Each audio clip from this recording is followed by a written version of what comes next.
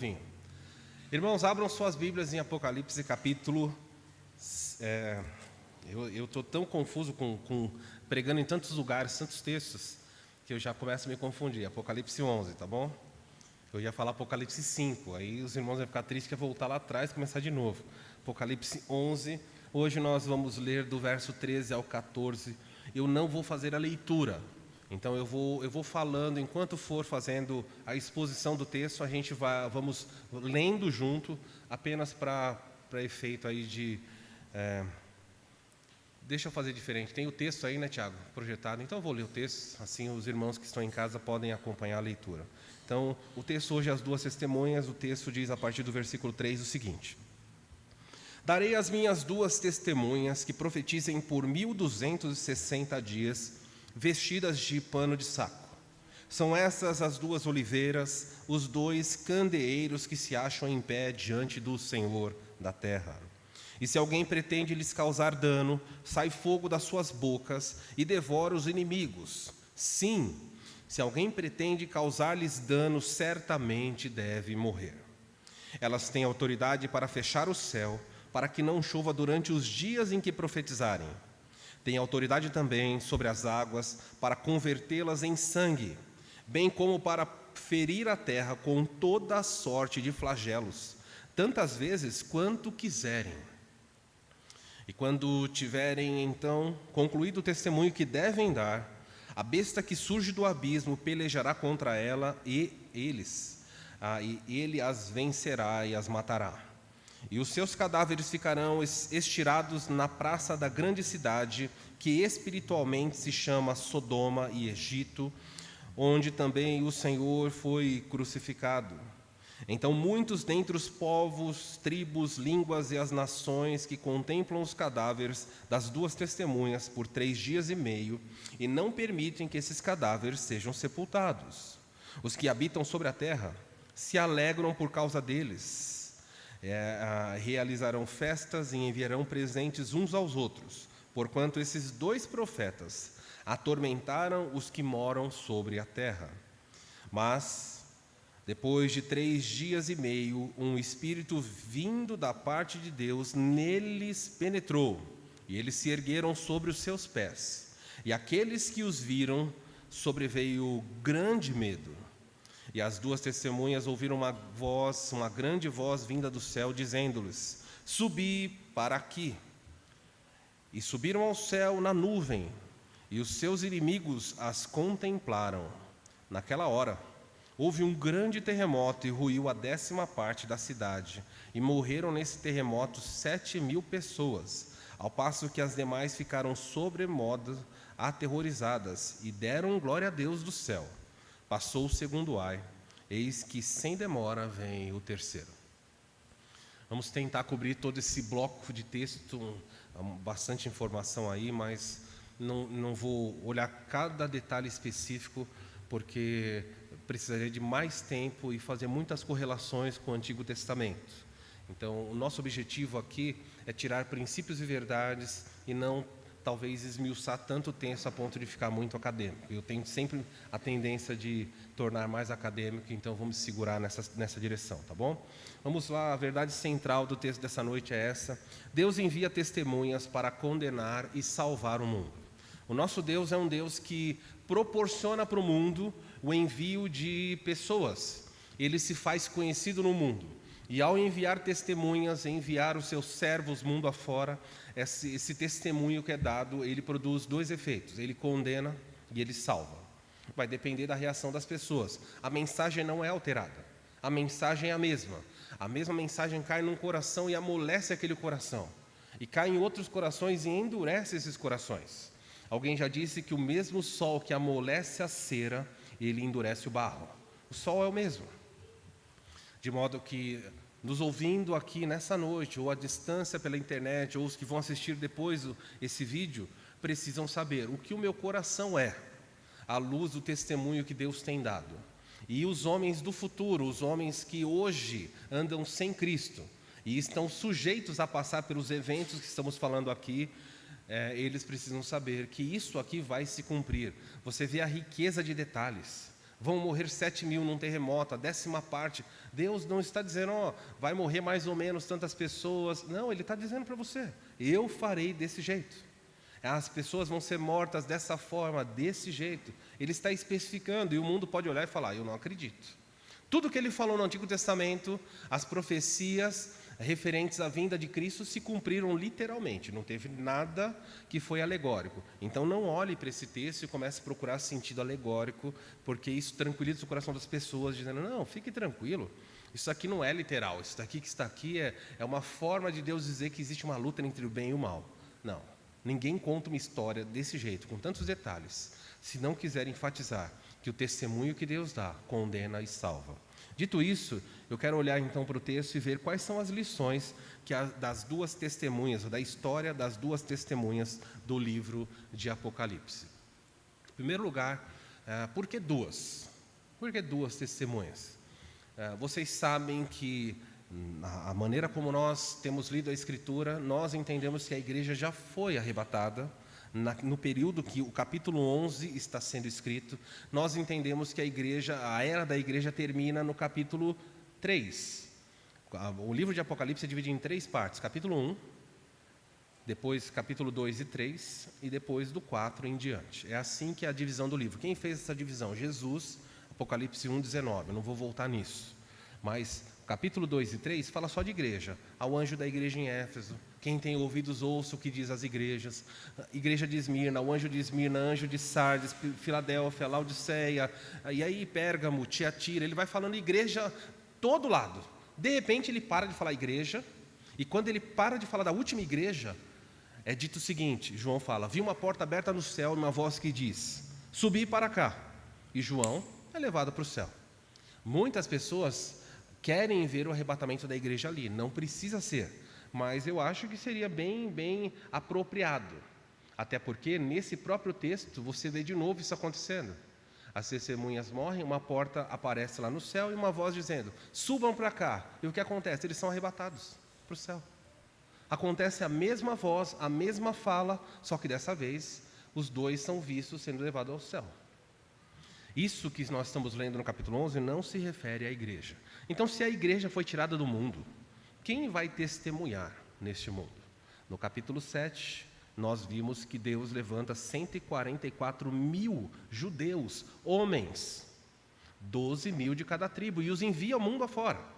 E esses homens começam a pregar o evangelho e centenas de milhares de pessoas se convertem. Então agora a igreja não está mais na terra, mas você tem missionários pregando e você tem uma multidão que se converteu. E à medida que a multidão se converte, a multidão vai morrendo também.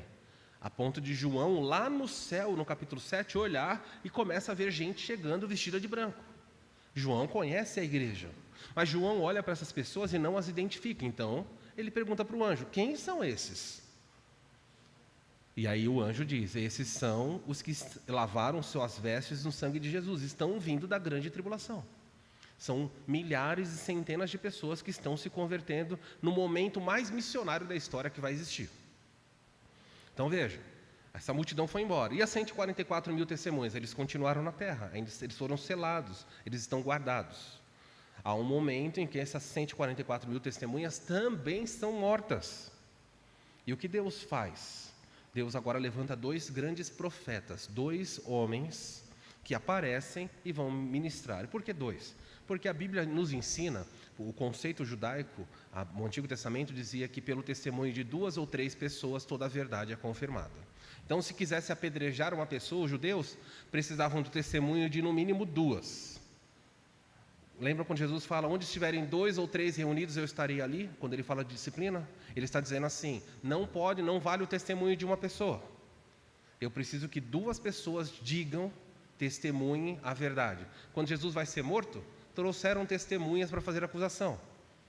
E se você ler o texto, você vai ver que vão aparecer 2 ou 3 testemunhas no Sinédrio. Eu vi esse homem dizendo que vai destruir o templo e levantá-lo. O outro diz, eu vi esse homem falando contra a lei de Moisés. E o que acontece quando Jesus fala, eu sou o filho do homem e vocês me verão assentado, o sumo sacerdote rasga e fala, não precisa mais, nem das 2 testemunhas, porque todo mundo aqui viu o que ele falou.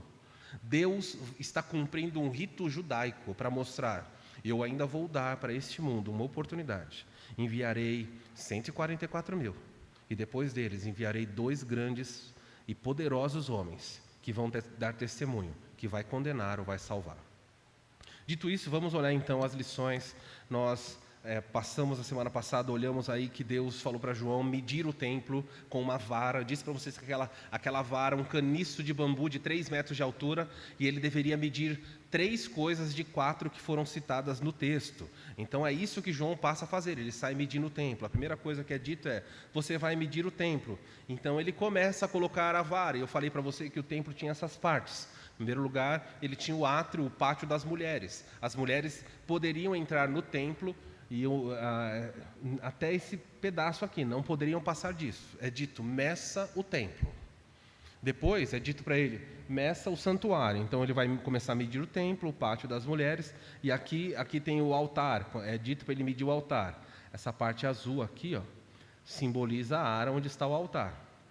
O altar ficava na frente do templo, onde o sacrifício era oferecido. João, confira para mim o meu templo, confira para mim o rito de adoração, e depois confira para mim os adoradores. Então João sai medindo cada coisa: mede o templo, mede o altar, mede as pessoas que estão adorando, sacerdotes e judeus. Eram quem estava ali, tá bom? Não tem gentil nisso, não tem. Ah, mas a igreja... Não, a igreja... Se a igreja pudesse entrar aqui, ela seria morta por apedrejamento. Fato bem claro que a igreja não está ali. Nenhum gentil poderia passar, eu mencionei a semana passada, dessa muretinha aqui, ó. Aqui, tá vendo toda essa muretinha aqui em volta do templo? Nenhum judeu poderia passar com risco. A pena era capital, era apedrejado. Os romanos não se importariam, porque quebrou, profanou o que era mais sagrado para os judeus. Então, nesse texto, não pode ter gentil aí dentro. Não pode estar referindo: meça o altar, está medindo a igreja. Não tem nada a ver com a igreja. A igreja não poderia entrar nesse lugar. Quando Paulo foi preso e foi levado para Roma, ele foi acusado. Uma da acusação grave que os judeus fizeram ele introduziu os gentios no templo, e aí foi um alvoroço. Nem os romanos ousavam entrar nesse lugar, porque eles seriam atacados. Um homem, no ano 167 a.C., chamado Antíoco Epifânio, ele entrou nesse lugar, um dos sucessores de Alexandre o Grande, e ele faz o quê? Ele entra nesse lugar, vai até aqui dentro, não podia de jeito nenhum, entrou, e ele sacrificou uma porca. E ele jogou o sangue de uma porca em toda a Arca da Aliança, em todo aquele lugar. Os judeus que ouviram isso se mataram, só de ouvir. Judeus tiraram a sua própria vida de ouvir o nível de profanação. Falaram: não pode ser.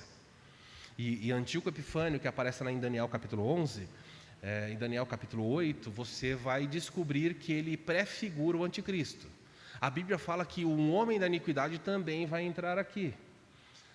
2 Tessalonicenses capítulo 2, versículo 3 é dito: então se levantará o homem da iniquidade, o que se levanta e se opõe contra tudo que se chama Deus, a ponto, e aí olha o que Paulo diz, a ponto de se sentar no lugar de Deus, no santuário de Deus. Então você tem um gentil entrando aqui. Presumindo aí, não vou entrar no debate agora, a linhagem do anticristo, tá bom? Ou você lembra que Mateus 24, Jesus assim: quando virem, no futuro, quando vocês virem o abominável da desolação, de que o profeta Daniel falou, quando vocês virem ele no santo lugar, olha aí, fujam, quem estiver na Judéia, fuja, não pare. O dia que o anticristo entrar nesse lugar e profanar esse lugar, a perseguição começou. João meça tudo isso. Parece que João vai medir, e eu disse para vocês que toda vez que você mede uma coisa é para conferir se está de acordo. E não tem nenhuma repreensão contra o templo, não tem nenhuma repreensão contra o altar, mas à medida que o texto avança, fica claro que os adoradores ali estão em falta. Eles foram encontrados em falta. Então Deus vai enviar 2 testemunhas para falar primeiramente para os judeus e também alcançar o mundo gentílico. Dito isso aí, a última coisa, ele mediu 3, a última coisa é dita para João: deixa de fora o pátio dos gentios. Em outras palavras, Deus está dizendo assim: a área dos gentios não precisa conferir, eu não vou pedir contas para eles de nada, porque os gentios, não é? O mundo, as nações, vão pisar Jerusalém durante 42 meses. E se você contar aos 42 meses, cada ano tem 12, deu quanto? Deu 3 anos e meio. Nós sabemos que o livro de Apocalipse narra um período de 7 anos, divididos em primeiro 3 anos e meio, chamado de tribulação, e os últimos 3 anos e meio, chamado de a grande tribulação. Então veja, Jesus está dizendo, não se preocupe com o pátio dos gentios, foi dado para eles. Eles vão pisar esse lugar, eles vão profanar, eles vão dominar toda Jerusalém durante 42 meses. Eu entreguei para eles.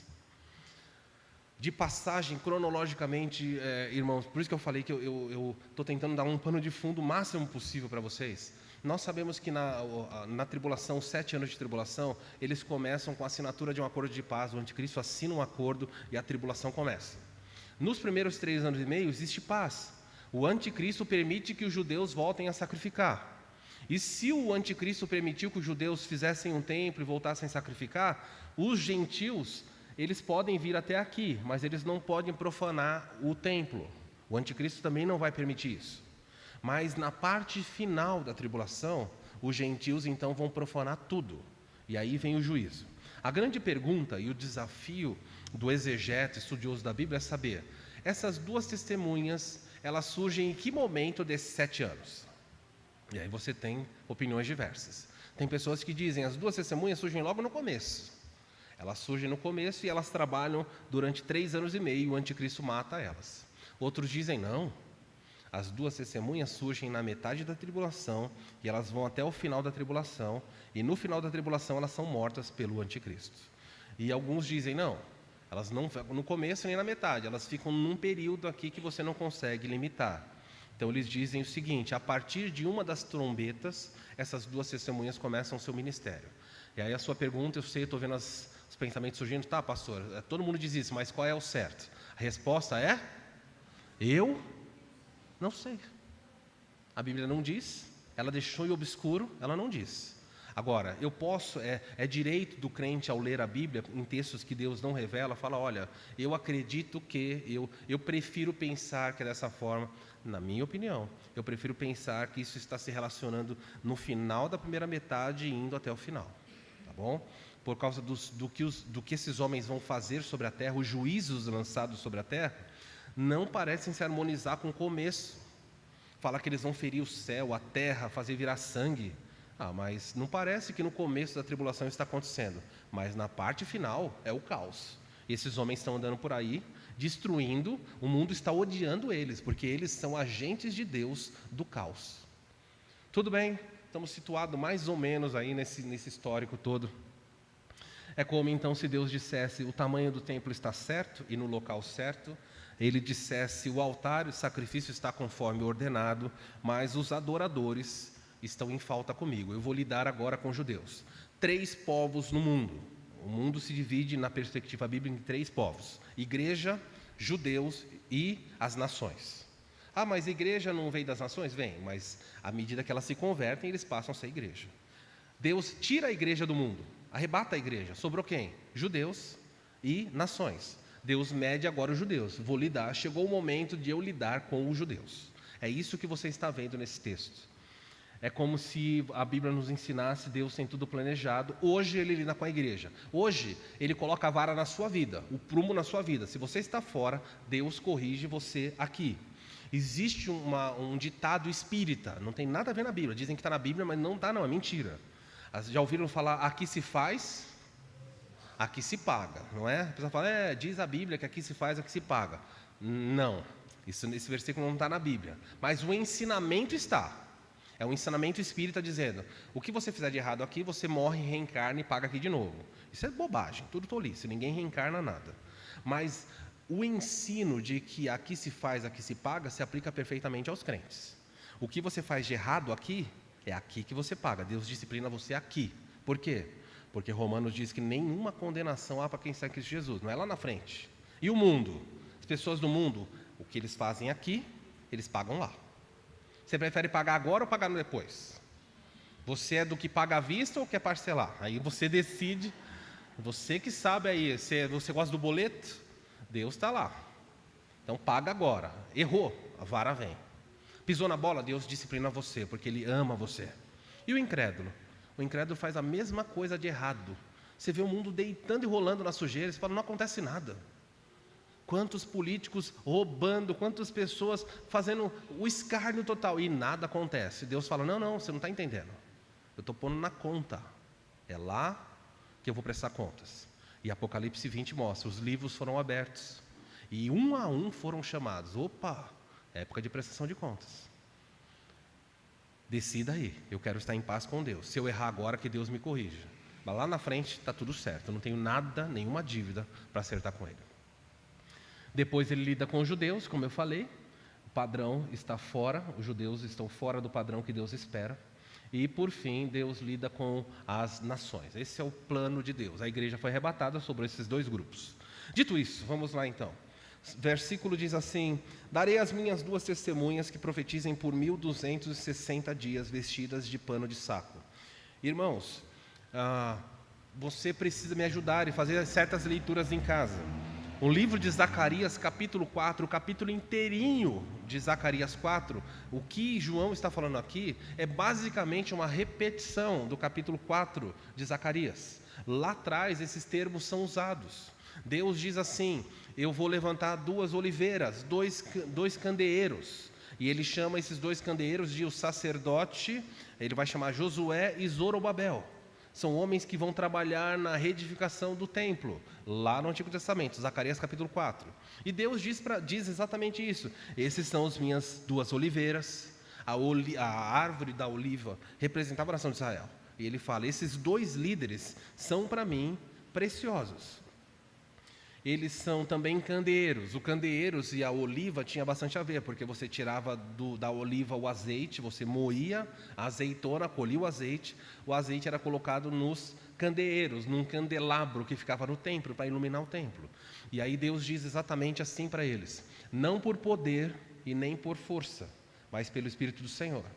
E esses 2 homens lá atrás, Zorobabel e Josué, vão ser instrumentos de Deus para fazer grandes coisas. E Deus diz, não vai ser no poder deles, vai ser na capacitação que vem do céu. Por que ele está lembrando isso aqui quando fala de 2 testemunhas no livro de Apocalipse? Porque o que eles vão fazer não será no poder do braço deles, mas será pelo poder, não por poder nem por força humana, mas pelo Espírito de Deus. Então tudo que essas 2 testemunhas farão será relacionado ao poder do alto, do Espírito Santo. Eu e você não entendemos muito isso, mas o judeu que leu esse texto sabia, nossa, então quer dizer que as 2 testemunhas do livro de Apocalipse serão instrumentos de Deus, cheias do poder do alto, para agir. É isso aí, eles vão testemunhar e vão disciplinar esse mundo. Muito bem, dito isso, não li com vocês Zacarias, você lê em casa porque o tempo não permite. Qual é a identidade? A grande pergunta é, quem são essas 2 testemunhas? Uma vez eu estava num programa de televisão debatendo a respeito desse texto, e eu fiquei muito bravo com a pessoa que estava lá, porque ela não estava sendo leal. A pergunta era simples, quando você apresentava algumas coisas, por exemplo, o texto fala que as 2 testemunhas serão mortas. Se elas vão ser mortas e o corpo delas vai ser colocado numa praça pública, elas não podem ser, elas têm que ser o quê? Pessoas. Tudo bem? E a pessoa começou a falar, não são pessoas. Eu falei, não são pessoas. E é o quê? E aí ele começou. É Israel e a igreja. Israel é a igreja? Eu falei, mas como que a igreja vai ser morta e exposta 3 dias e meio na praça? Só para entender. Não, 3 dias e meio não é 3 dias e meio, ele falou. Eu falei, não. Tá, mas o corpo não vai ficar exposto na praça, que espiritualmente se chama Sodoma, por causa da perversidade de Jerusalém, de ter se corrompido, e espiritualmente Egito, relacionado à rebelião dos israelitas no Egito, murmurando contra Deus? E ele falou, não. Isso daí significa os crentes que morreram no Coliseu. Eu falo, Coliseu? Eu nem vi Coliseu no texto. E aí ele inventou o que ele quis. Ele dava o sentido que ele queria. Eu falei, bom, se é qualquer um, pode ser qualquer um, eu tenho a minha opinião. Ele falou, qual? Eu acho que aqui e eu citei 2 jogadores da seleção. Eu acho que é o Cafu e o Robinho. Ele olhou para mim e eu falei, se pode ser qualquer um, pode ser qualquer um. Qualquer um. Cada um, você em casa decide o que você quiser. Eles precisam ser parceiros. Então pode ser Didi e Zacarias. Pode ser, Zacarias até aparece aqui no texto, tem que ser outro personagem. O fato é que nós não temos essa liberdade de virar e falar, não. Primeiro eu posso não saber quem é, mas eu não posso dizer que não são pessoas. O texto diz que são pessoas. Não é Israel, é a igreja, tá bom? Até porque igreja e Israel nunca testemunharam juntos. Israel já testemunhou uma época. Hoje a igreja testemunha. E no futuro, quando Israel se converter, no momento certo, ele também vai dar testemunho. Mas os dois juntos, nunca. Isso não acontece. Nem no começo da igreja, eles eram inimigos. Alguns dizem que é Israel e a Bíblia.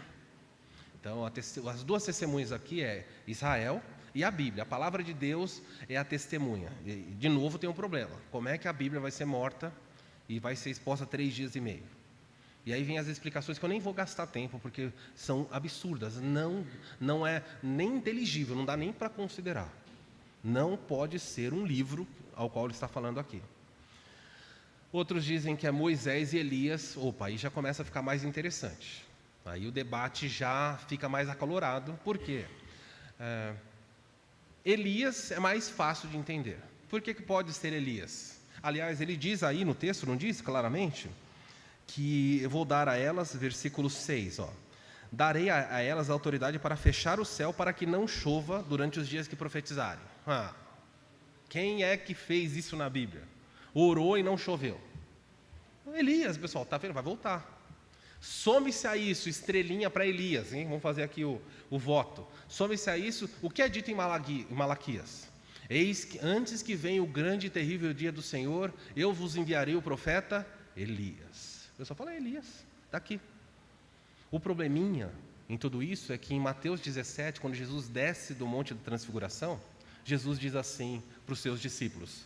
Os discípulos perguntam, Elias não tinha que vir antes? E Jesus falou, é verdade, Elias tinha que vir e eu vos digo que ele veio. E vocês não o reconheceram. O pessoal falou, como assim? Ele estava falando de quem? De João Batista. Calma, respira aí. Então quer dizer que João Batista era a reencarnação de Elias? Não tem nada de reencarnação, por favor, irmãos. O que Jesus estava ensinando é que quando João Batista veio, ele estava cumprindo pelo menos parcialmente. Porque Jesus falou claramente, ele era o Elias que deveria vir. Falou, era João Batista. Mateus 17, você pode ler lá depois e conferir isso que eu estou falando. O fato é que João Batista veio como se fosse o próprio Elias, porque ele fez o mesmo ministério de levar pessoas, converter o coração das pessoas de novo para Deus. É isso que ele quer dizer. Agora, pode ser Elias? Pode, porque o que aconteceu com Elias? Quem sabe que Elias morreu quando? Como é que Elias morreu? Ele morreu sendo levado ao céu? Não, ele não morreu. Então ele está no céu em carne e osso. Mas a Bíblia fala que carne e osso não herdam o reino do céu. Espera aí. Jesus não falou que carne e osso, matéria não herdam o reino dos céus? Então Elias foi para o céu. Então Deus matou no caminho? Não, matou no caminho. Aí começa a salada, começa para tudo que é lado. Então Elias é um candidato que incomoda, porque fica aí, as carruagens se levaram, e alguns dizem, agora Deus vai mandar de volta para morrer. Por quê? Porque Hebreus capítulo, e aí é legal, eu gosto de ver esses debates, o pessoal é muito, muito legal. O que diz Hebreus capítulo 9, versículo 27? Ao homem está, quem lembra a palavrinha? Determinado morrer uma única vez, mas Elias não morreu. A Bíblia diz que está determinado ao homem morrer uma vez, mas Elias não morreu. Ou morreu? Aí você fica assim, ali. O fato é que você não pode fazer essa leitura. Está errado. Parece muito coerente, mas está errado. Está determinado o homem morrer uma única vez. Quantas vezes Lázaro morreu?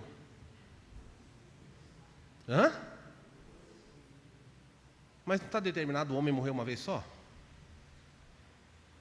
E as pessoas que Jesus ressuscitou? Então o que ele quer dizer com está determinado o homem morrer uma vez? Ele está dizendo assim, todos vão ter uma vida só. Se você morrer e ressuscitar, você não restarta, não volta em outra pessoa. Lázaro voltou e continuou o quê? A mesma vida. Então é como se Deus só apagou, falou, isso aqui foi de mentirinha, hein? Agora você levanta, essa foi café com leite para você experimentar o que vem pela frente, agora vai lá. O fato é que ninguém reencarna. Aos homens está determinado viver uma única vida e depois dela prestar juízo. Elias, vamos deixar ali uma estrelinha?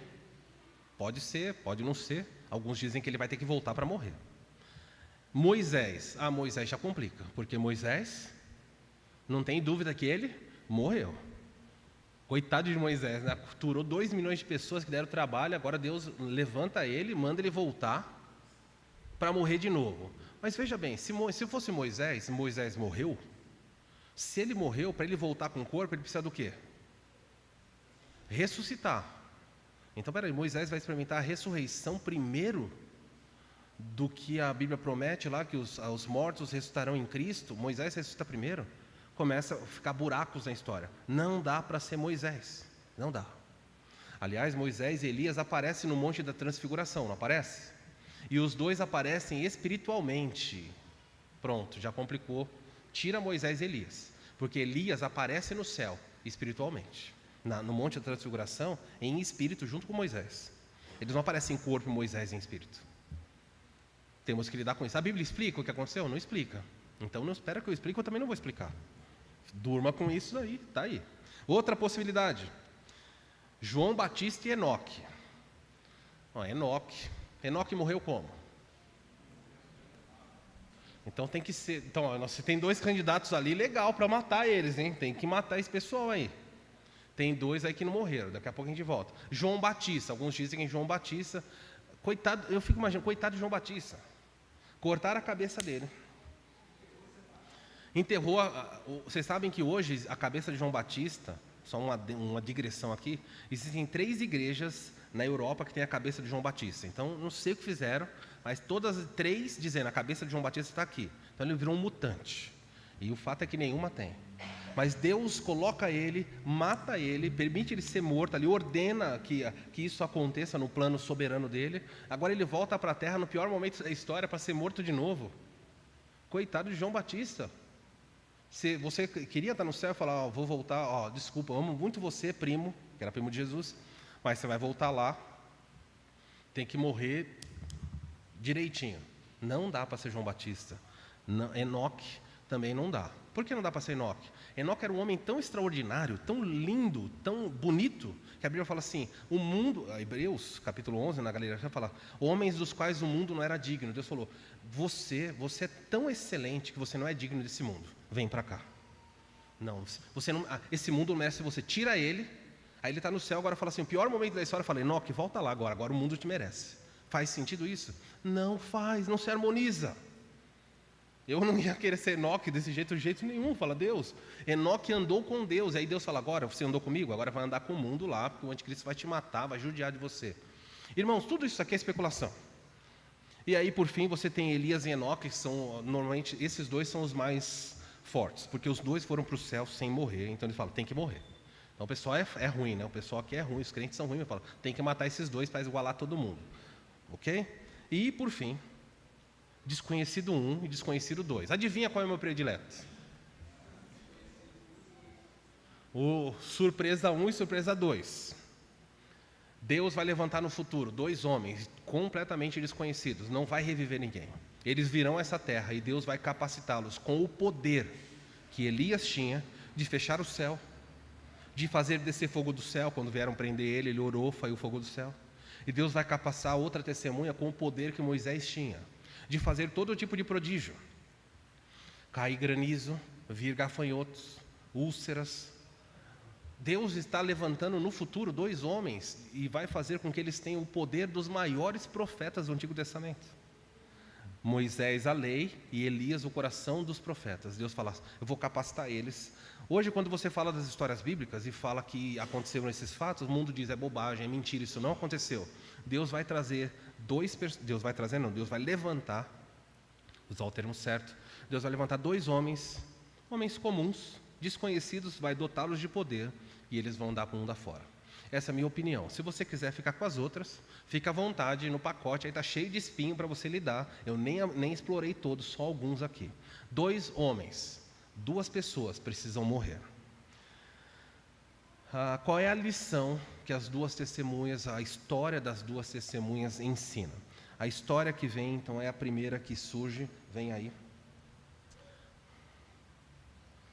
O testemunho fiel salva e condena. O versículo 3 fala: darei as minhas 2 testemunhas que profetizem durante 1260 dias, vestidas de pano de saco. Os profetas do Antigo Testamento, quando eles queriam anunciar juízo, eles se vestiam, pano de saco aqui é um pano grosso, normalmente escuro, sujo, e eles colocavam isso quase em sinal de luto. Eles andavam, e a ideia era mostrar para qualquer pessoa quando chegasse, dizendo assim: olha, uma tragédia está prestes a chegar, e o início dessa tragédia é a minha boca.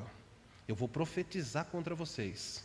E os profetas do Antigo Testamento diziam: assim diz o Senhor. E logo depois a calamidade vinha, e a tristeza chegava.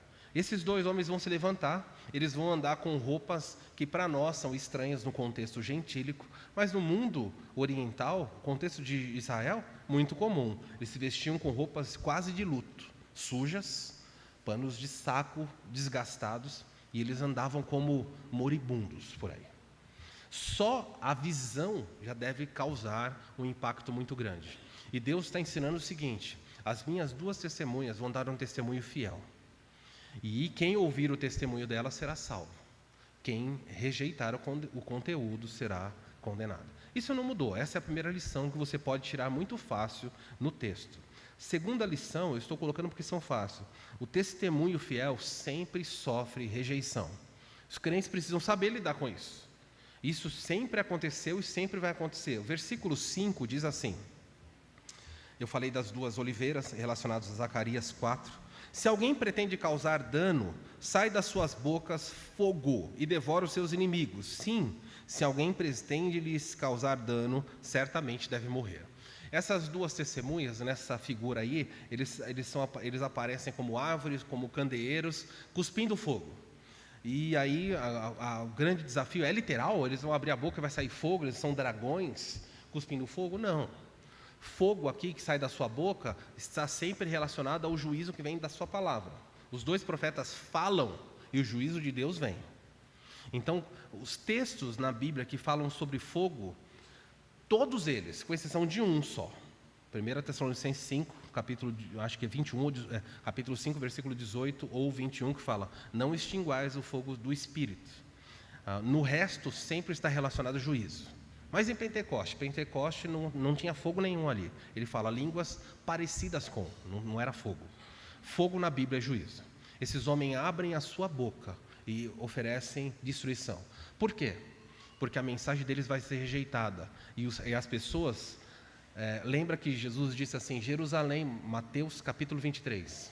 Jerusalém, Jerusalém, que matas os profetas. Qual dos profetas vocês não mataram? Todos que nós enviamos, eu e meu pai enviamos, vocês mataram. Finalmente surgiram 2 profetas que não podem ser mortos. As pessoas vão tentar? Vão tentar. Então eles pronunciam juízo, das suas bocas saem fogo. E essas pessoas são consumidas, são mortas. A ideia... deixa eu voltar aqui. A ideia contida nisso aí claramente é um juízo advindo de um pronunciamento. O mundo vai odiá-los. Eles vêm até Bragança Paulista, porque Bragança vai existir nessa época, e vai falar, a mensagem deles chega a Bragança Paulista, eles vão se situar na região de Israel, tá bom? Os outros 144 estão mundo afora. Mas eles anunciam juízo. E vamos dizer que Bragança Paulista, na época do futuro, diz: nós não concordamos e não acreditamos em vocês. Então eles falam: ok, durante 1 ano não vai chover em Bragança. E aí o outro, que tem o poder de Moisés, diz assim: além de não chover, eu vou fazer com que metade da água de Bragança vire sangue. Eu vou fazer com que a vegetação seja morta com fogo que vai cair, granizo. Pergunto a vocês: se Bragança fosse assolada com falta de água, chuva de fogo e fome, qual seria a reação dos moradores com essas pessoas? Qual seria a sua reação com alguém que viesse e pronunciasse algo contra você e uma calamidade chega? Você ia gostar da pessoa? Olha que pessoas dóceis. Você ia começar a odiar. E a reação das pessoas é: vamos eliminá-los, vamos matá-los. Só que Deus fala: vocês não podem matá-los. Porque o texto diz: qualquer pessoa que pretende lhes causar dano deve morrer, vai morrer. Não tem como eliminar o testemunho que Deus quer dar. Esses homens são imortais até que o trabalho deles termine. Aqui de passagem tem uma notinha de ensino para a igreja. Nós todos somos imortais até cumprirmos o trabalho que Deus nos deu. Você não morre depois e você não morre antes. Quando o seu trabalho cessar e Deus entender e falar, o seu trabalho terminou, a sua tarefa nessa história terminou, você vai embora. Até lá, você é imortal. Cerca talvez de uns 20 anos atrás, eu estava na porta da cadeia, nós íamos entrar na porta para fazer um trabalho com presos, e havia um grupo de homens. Naquela noite era para ter um grupo de quase 10 pessoas, mas por alguma razão desconhecida, naquela noite, as pessoas, a grande maioria não veio, e nós estávamos só em 3, eu e mais 2. E os 2 que estavam comigo não estavam muito confiantes, dizendo, olha, faltou muita gente, é arriscado a gente entrar. Eu falei, não, vamos entrar, vamos pregar. E eles falaram, não, só nós. Eu falei, só nós e Deus, nós vamos entrar. Só nós e Deus aí não é bom, não é suficiente? E eles oramos na porta e nós entramos. E eu disse para eles assim, sentem. Eles queriam sentar juntos, né, de mão dada. Não pode. Eu falei, se mistura com os presos aí. Então um sentou aqui, outro sentou lá. E aí alguém começa a falar, cela 9, cela 11. E aí o barulho da grade e os presos vão chegando. E eles saem das celas e entram numa grande sala. E eu falei, cumprimenta todo mundo. Tudo bem e tal. Claro, cuidado com o linguajar de igreja, né? Bem-vindo, volte sempre, esse tipo de coisa não pode falar lá, né? Foi um prazer que você veio, espero voltar e ver você de novo. Assim, não deve falar, o preso quer ir embora.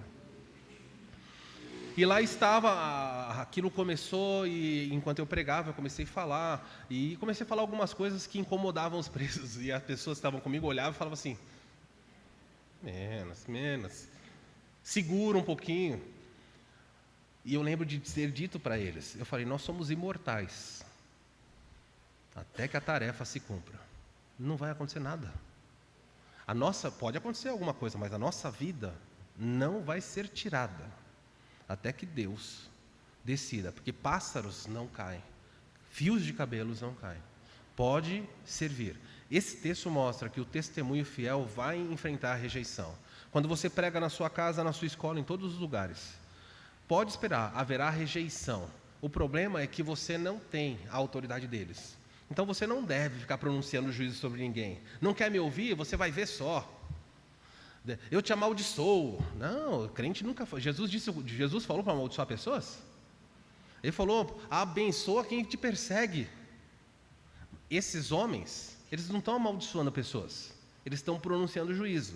Se você olhar o versículo 6, fala, eles têm autoridade para fechar o céu para que não chova, durante os dias que profetizarem. Se eles falar 30 dias, 6 meses ou 1 ano, ou se eles falarem 3 anos e meio, não chove.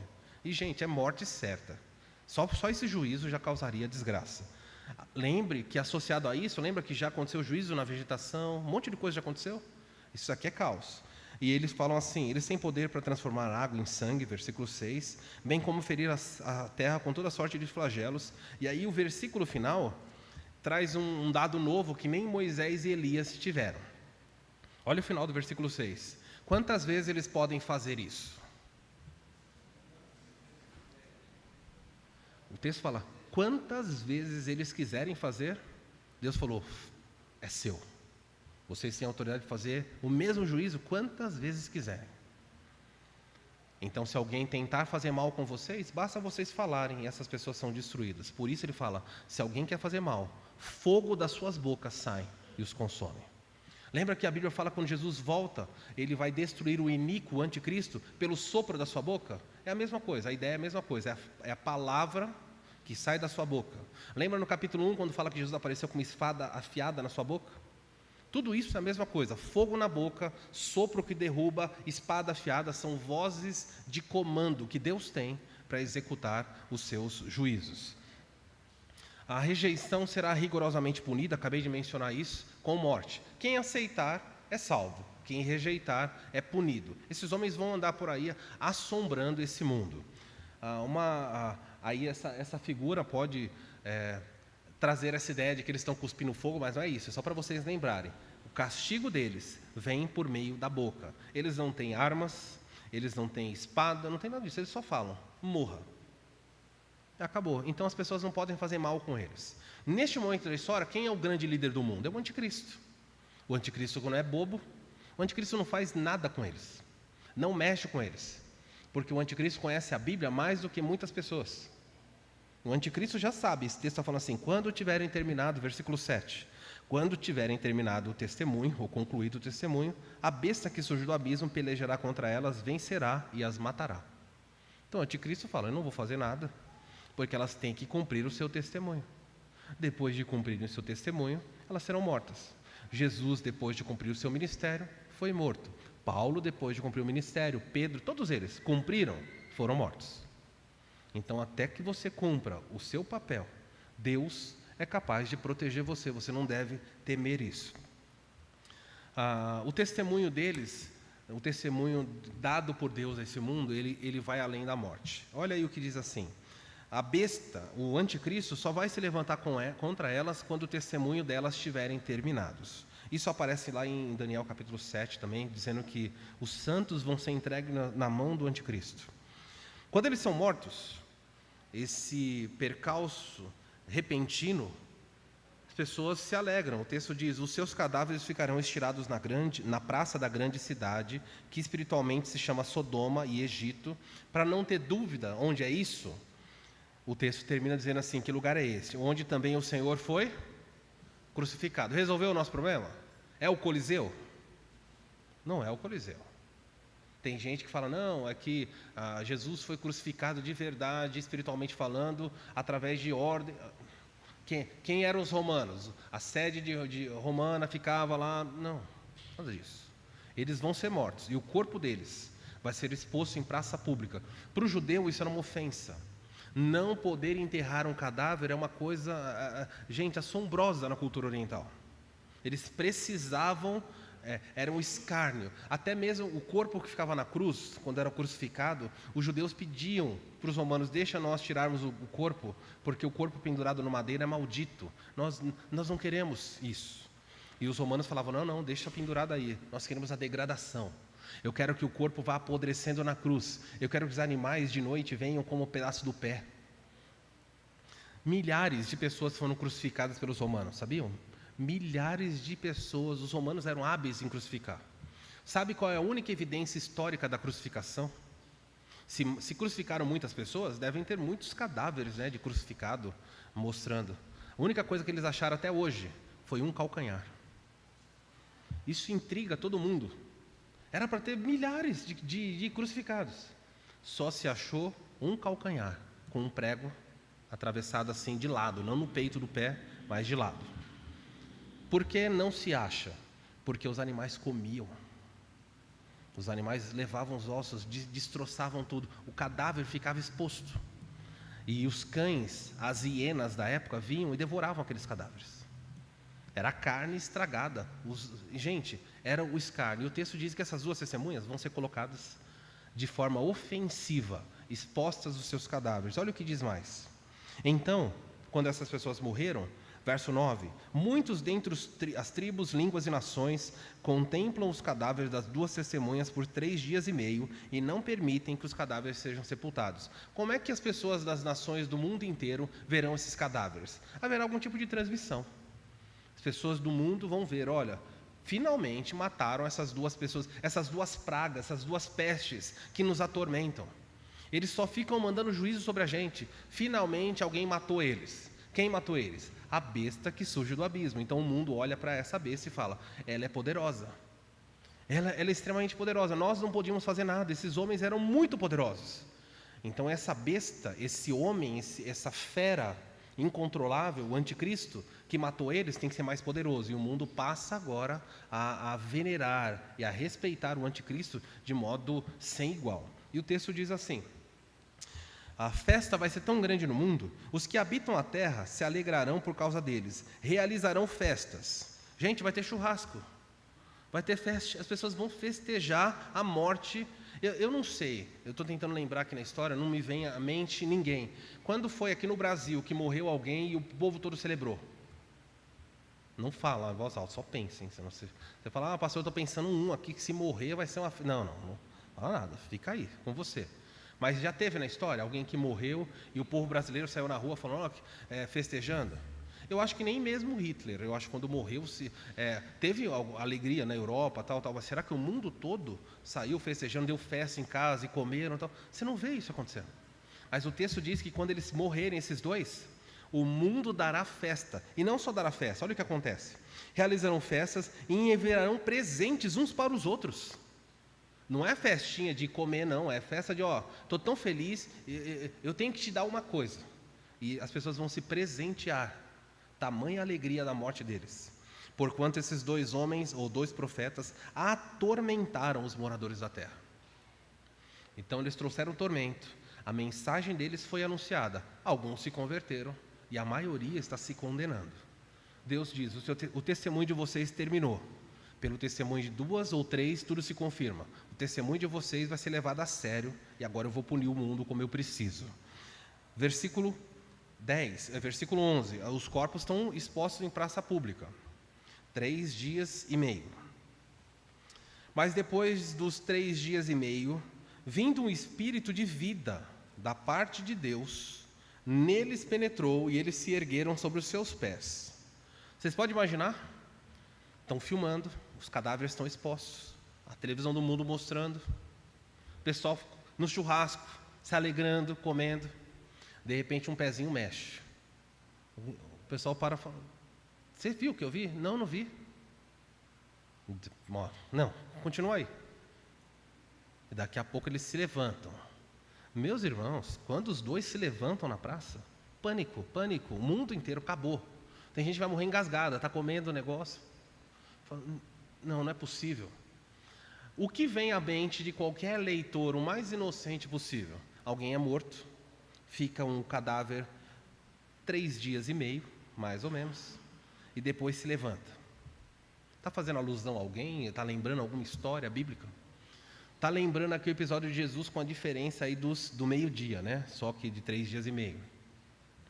Esses homens andaram pelo mundo, disseram, nós somos servos do Deus Altíssimo e de Cristo. Nós estamos servindo o Rei que veio, morreu e ressuscitou e foi ao céu. Nós não acreditamos em vocês. Eles morrem, ficam 3 dias, ressuscitam e vão para o céu. Só que dessa vez na frente de todo mundo. Televisão do mundo filmando. Não é mais como Jesus só os discípulos viram.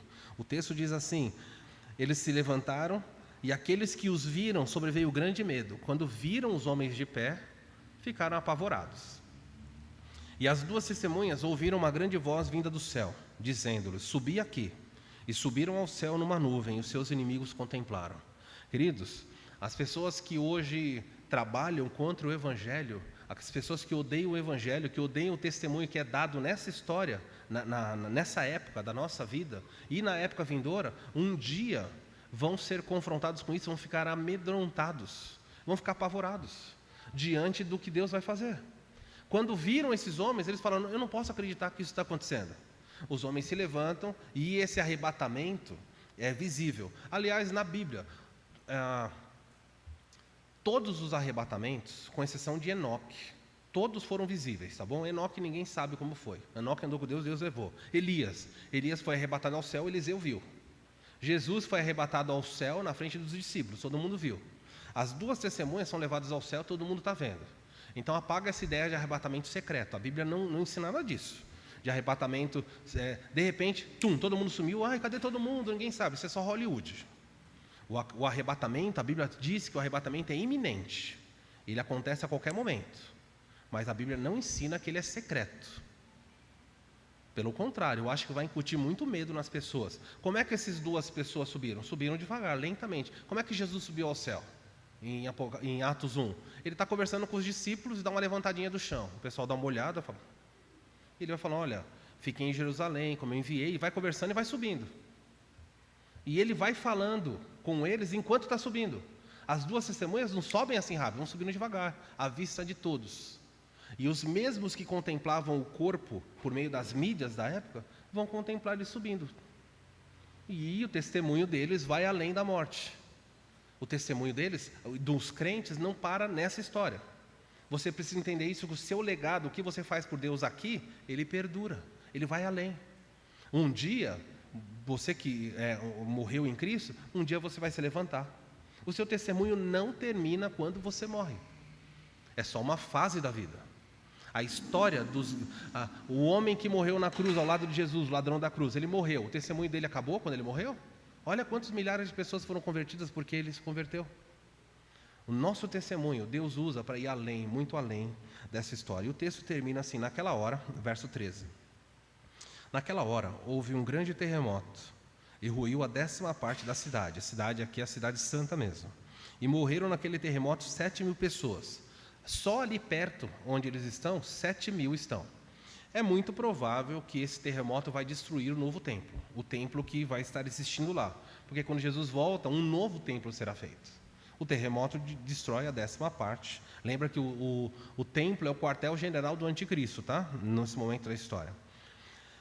Ao passo que as outras pessoas ficaram sobremodo aterrorizadas. E finalmente, o texto fala, e deram glória a Deus. E deram glória a Deus. É possível que esse deram glória a Deus esteja muito relacionado aos judeus. Estão olhando e falam assim, glória a Deus. O testemunho deles alcançou o objetivo e salvou. Você não sabe como Deus vai usar a sua vida, e até quando Ele vai usar a sua vida. Talvez você morra um dia e o seu testemunho alcance o seu filho, o seu neto, porque o seu testemunho vai além da sua própria vida. O texto termina dizendo assim, passou o segundo ai, eis que sem demora vem o terceiro. Então lembra dos 3, ele falou, 3 ais estão vindo, 2 já passaram, falta 1. Como é que o texto termina aqui? O testemunho deles foi além da morte. Todas essas figuras, eles sobem à vista de todo mundo, como eu mostrei aí. Como é que termina? Qual é a aplicação do texto? Guarda isso, Deus sempre enviou testemunhas ao longo da história. Pergunta que eu faço para você é, você as ouviu? Ele enviou muitas e continua enviando até chegar nessas 2. Depois dessas 2 não tem mais, na história bíblica, não tem mais testemunhas. Não tem mais ninguém. Então Deus sempre enviou. Você já ouviu elas? Talvez na sua vida foi o seu pai, a sua mãe. Talvez foi um professor da escola dominical. Talvez foi um pastor. Eu não sei quem foi. Deus enviou testemunhos. Desde a igreja primitiva com os apóstolos até os dias modernos. Você precisa ouvir esse testemunho. Ou arcar com as consequências. 2. A rejeição do testemunho de Deus sempre existirá, mas será punida. Então quando você prega, a pessoa fala, eu não quero saber disso. Você não precisa brigar. Você fala, não quer ouvir, isso vai ser levado em conta. Quando as 2 testemunhas pregavam no ministério delas e estavam falando para o mundo, elas não estão obrigando ninguém a se converter. Você pega algumas crenças do mundo, por exemplo, o islâmico, a conversão islâmica muitas vezes exige, colocava-se uma grande espada no pescoço de alguém e fala, você vai se converter ou você morre. Então é complicado. O cristianismo não obriga você a se converter. Você faz se você quiser. Mas não fazendo, você tem que saber que uma consequência virá. Terceira lição, derrotas momentâneas podem fazer parte do plano divino para os servos, mas jamais a derrota definitiva. As 2 testemunhas morreram. Deus podia ter feito as testemunhas fazerem e nada acontecer com elas, mas elas morreram, elas foram derrotadas. Então pode ser que ao longo da sua vida Deus tenha planejado tropeços. Talvez você caia, mas esse tropeço nunca é definitivo. Os inimigos podem triunfar diante da igreja e dos crentes momentaneamente, mas nunca em definitivo. Guarda isso. Se Deus reservou que você sofra, Ele tem um plano. E só Ele sabe como vai administrar. Por fim, quem celebra a derrota dos crentes, um dia testemunhará a vitória deles. E isso aqui não tem como negar no texto. Todo mundo viu, deu glória a Deus e falou, não temos como negar. Baixe sua cabeça, eu quero orar por você. Vamos falar com o Senhor. Você sabe qual é, por que você está aqui? Se você é um crente, Deus tem chamado você para testemunhar. Ele vai levantar outras testemunhas no futuro, mas agora é a nossa época. É a época da igreja. É sua responsabilidade de testemunhar para os seus filhos. É sua responsabilidade de testemunhar para o seu cônjuge, para os seus pais. funcionários e amigos, é seu dever. Não se apegue às coisas dessa vida, irmão querido, o seu reino não está neste mundo, não é daqui. Mas o que eu tenho que fazer? O seu papel é testemunhar a verdade, aqui em Bragança e por toda parte, não importa onde é. A sua oração tem que ser: Senhor, leva-me por onde for, não importa, que eu seja testemunho da verdade. Porque esse é meu papel. Se vão aceitar ou não, pouco importa. Tua é a glória, teu é o poder. Senhor, nessa noite, olhando para esse texto, nos estimula a pregar. O resultado não é nossa responsabilidade, o nosso dever é falar. Nós falamos aos ouvidos, mas ao Senhor pode falar ao coração. Abre a nossa boca, demonstra o seu amor por este mundo através de nós. E que pelo testemunho não só de 2 ou 3, mas de milhares e milhares de crentes, toda a verdade seja consolidada. Que ninguém aqui seja acusado de se calar e não ter dado testemunho no breve tempo que passamos por essa história. Leva-nos por onde for, renova as nossas forças, testemunhas nós queremos ser. Oramos em nome de Jesus, amém. Coloque-se em pé, vamos terminar o culto cantando.